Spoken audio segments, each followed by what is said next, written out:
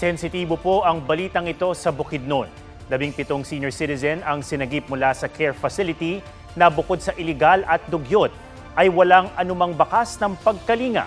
May report si Cyril Chavez ng GMA Regional TV.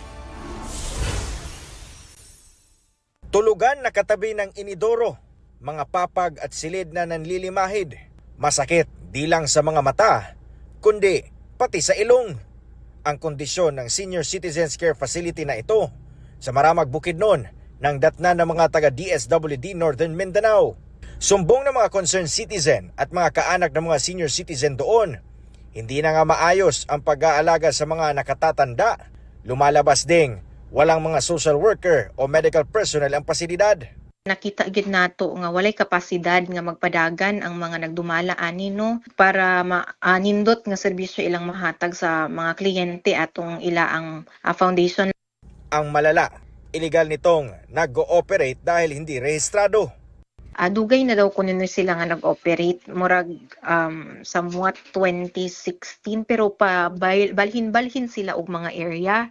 Tapos ang first nila Kibawi dayon murag mga around 2022 to 2023 daw sila ni balhin sa kining Maramag pero kana gid siya sir no ongoing pa ang amo ang pag-validate gyud sa tanan.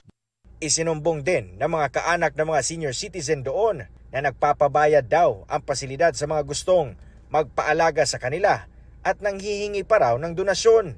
Inaalam na ng DSWD kung modus ang mga iyan ng pasilidad. Hinihingan namin ng pahayag ang may-ari ng pasilidad. Pero sabi umano nito sa DSWD, iniiwan lang sa kanila ang mga inaalagaan. Sa ila pang ingon ay mga senior nga ibilin no sa ila ang mga pamilya na apoy mga senior nga nakita ra or nianha lang daw dira sa ila ilang gidawat or nakita wala nakabaluon saon pag-uli mauna siya nga ila ang gidawat sa ila ang facility. Ipinasara na ang pasilidad at ni-rescue ang 17 senior citizen doon. Karamihan inaalagaan ng DSWD habang 2 sa kanila ang kinuha na ng mga kaanak. Cyril Chavez ng GMA Regional TV nagbabalita para sa GMA Integrated News.